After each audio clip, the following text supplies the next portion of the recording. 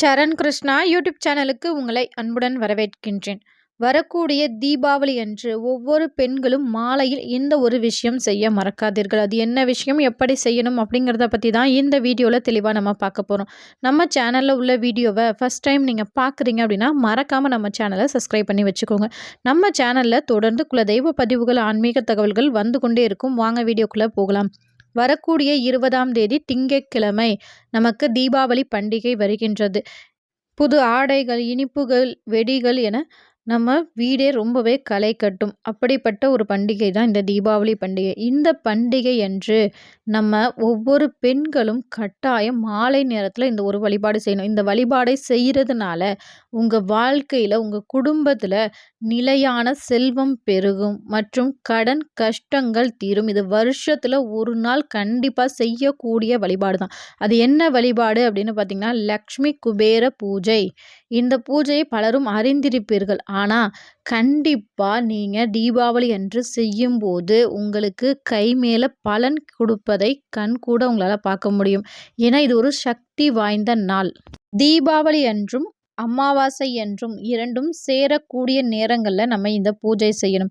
என்னங்க சொல்கிறீங்க, தீபாவளி அன்னைக்கு அமாவாசை கிடையாதே, மறுநாள் தானே அமாவாசை அப்படின்னு கேட்டிங்கன்னா, தீபாவளி அன்று மாலை நேரத்தில் 4:15க்கு அமாவாசை திதி பிறக்கின்றது. குபேரருக்கு உகந்த நேரம் அப்படின்னு பார்த்தீங்கன்னா 4 மணி முதல் 6 மணி வரை. அப்போ 4:15 மணிக்கு மேலே நம்ம இந்த பூஜையை தாராளமாக நம்ம வீட்டில் செய்யலாம்.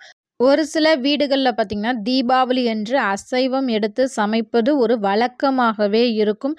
அது அவங்களோட பரம்பரையாக அவங்க மூதாதையர் காலத்திலிருந்தே கடைபிடிக்கப்பட்ட ஒன்றாகும். இப்படி அசைவம் சாப்பிட்டுட்டு பூஜை செய்யலாமா அப்படின்னு கேட்டிங்கன்னா செய்யலாம். அதாவது குடும்பமாக அசைவம் சாப்பிடலை அப்படின்னா நீங்கள் குடும்பமாக உட்கார்ந்து நீங்கள் அந்த பூஜைகளை செய்யுங்க. இல்லைங்க, நாங்கள் அசைவம் எல்லாரும் சாப்பிட்றோம், சாயங்காலம் யாராவது குளிக்க சொன்னால் கூட குளிக்க மாட்றாங்க அப்படின்னா, பெண்களாகிய நீங்கள் சாயங்கால நேரத்தில் நல்லா தலைக்கு குளிச்சுட்டு 4:15ற்கு தான் நமக்கு அமாவாசை திதி பிறக்கின்றது. அதற்கு முன்னாடியே நம்ம தலைக்கு நல்லா குளிச்சுட்டு புத்தாடை ஒன்றை அணிந்து கொண்டு நீங்கள் இந்த பூஜை செய்ய தயாராகுங்கள். என்னங்க சாயங்கால நேரத்தில் எல்லாரும் வெடி வெடிப்பாங்க, நாங்கள் மட்டும் உட்காந்து பூஜை பண்ணணுமா அப்படின்னு கேட்டிங்கன்னா, 4 மணி முதல் 6 மணிக்குள்ளே தான் நம்ம இந்த பூஜையை செய்ய போகிறோம். வெடி வெடிப்பதற்கு முன்னாடியே நீங்கள் இந்த பூஜையை தாராளமாக முடிச்சிடலாம். எதற்காக இவ்வளோ தூரம் சொல்கிறேன் அப்படின்னு பார்த்தீங்கன்னா, இந்த நாள் ரொம்பவே அற்புதமான நாள். இந்த நேரத்தையும் தவற விடக்கூடாது. இந்த பூஜை செய்வதற்கு நீங்கள் என்ன செய்யணும் அப்படின்னு பார்த்தீங்கன்னா, உங்கள் வீட்டில் லக்ஷ்மி குபேரர் படம் வச்சுருந்தீங்க அப்படின்னா, அந்த படத்தை நல்ல மஞ்சள் குங்குமம் பொட்டு வைத்து அதற்கு நீங்கள் பூஜை செய்யலாம். பக்கத்திலேயே இருக்குது பார்த்தீங்களா, இதுதான் லக்ஷ்மி குபேர எந்திரம் அப்படிங்கிறது. இந்த எந்திரத்தை கோலமாவில் வரைந்து நீங்கள் இந்த வழிபாடை செய்ய ஆரம்பிக்கலாம். இதற்கு கண்டிப்பாக தேவைப்படுவது லக்ஷ்மி குபேர விளக்கு மற்றும் ₹5 நாணயங்கள். ஒவ்வொரு கட்டத்திலையும் ஒவ்வொரு ₹5 நாணயங்கள் நீங்கள் வைக்கணும். ஏதாவது ஒரு இனிப்பு வகைகள். என்னங்க காலையில் தாங்க நிறைய இனிப்பு வகைகள்லாம் செஞ்சுருப்போம், இப்பயும் புதுசாக ஏதாவது செய்யணுமா? நீங்கள் ஸ்வீட் வாங்கியிருப்பீங்க பார்த்தீங்களா, அதில் கூட கொஞ்சம் ஒரு ஸ்வீட் எடுத்து வச்சு ஒரு பால் காய்ச்சி வச்சுக்கோங்க. அதில் சர்க்கரை மற்றும் ஏலக்காய் சேர்த்துக்கோங்க.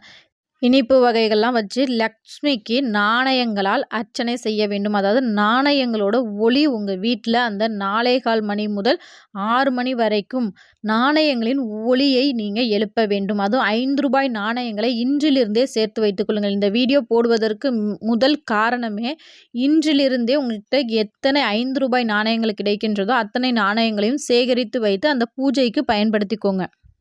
மொபைல்லையே நீங்கள் போட்டிங்கன்னா வரும், லக்ஷ்மி குபேர போற்றிகள் அப்படின்னீங்கன்னா 108 போற்றிகள் வரும். அந்த 108 போற்றிகளை நீங்கள் படித்து ஒவ்வொன்றுக்கும் ஒவ்வொரு நாணய ஒளியை எழுப்புங்கள்.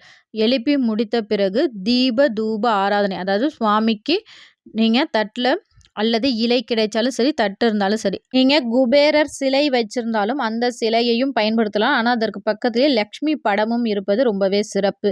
லக்ஷ்மி குபேரர் சிலையாக இருக்கட்டும், படமாக இருக்கட்டும், எதானாலும் வச்சுட்டு மணப்பலகை மேலே வைக்கணும். அதற்கு பக்கத்திலேயே இந்த எந்திரத்தை வரையணும். அதற்கு நீங்கள் பூஜை செய்து முடித்த பிறகு தலைவாழை இலை விரித்து அல்லது தட்டில் இனிப்பு வகைகள் மற்றும் பாலை நெய்வேத்தியமாக படைத்து தீப தூப ஆராதனை காமிச்சு உங்கள் பூஜையை நிறைவு செய்து கொள்ளுங்கள். இந்த பூஜையின் போது இந்த குபேர விளக்கை வடக்கு பார்த்தவாறு ஏற்றுவது ரொம்பவே சிறப்பு.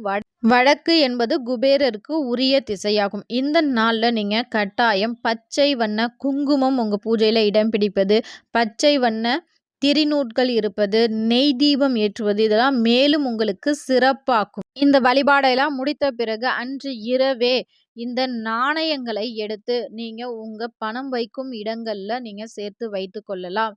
நீங்க அர்ச்சனை பண்ண நாணயங்களை என்ன பண்ணுவது அப்படின்னு கேட்டீங்கன்னா, கோவில்களுக்கு செல்லும்போது அந்த நாணயங்களை நீங்க பயன்படுத்திக் கொள்ளலாம். இல்ல நீங்க மாதம் மாதம் பௌர்ணமி அன்று நீங்க குலதெய்வத்திற்கு நாணயத்தால் அர்ச்சனை செய்வதற்கும் இந்த நாணயத்தை நீங்க பயன்படுத்திக் கொள்ளலாம்.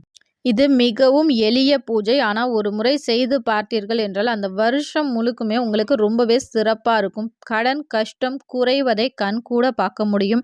கண்டிப்பா எல்லா பெண்களும் செய்து பாருங்கள். ஒரு சில பெண்கள் கேட்கலாம், "எங்களுக்கு பீரியட்ஸ் டைம் இருக்கு. நாங்க என்ன பண்றது?" இந்த குபேர பூஜையை வெள்ளிக்கிழமை மற்றும் வியாழக்கிழமை மாலை நேரங்கள்ல செய்வது சிறப்பு. நீங்க உங்களுக்கு பீரியட்ஸ் டைம் அப்படின்னா, நீங்க தீபாவளி முடிந்து வரக்கூடிய வியாழக்கிழமை அல்லது வெள்ளிக்கிழமையை நீங்க லக்ஷ்மி குபேர பூஜை தாராளமாக செய்யலாம். தீபாவளி என்று செய்ய முடிந்தவர்கள் கட்டாயம் செய்யுங்க. உங்களுக்கு வாழ்க்கையில் மிகப்பெரிய மாற்றத்தை ஏற்படுத்தும்.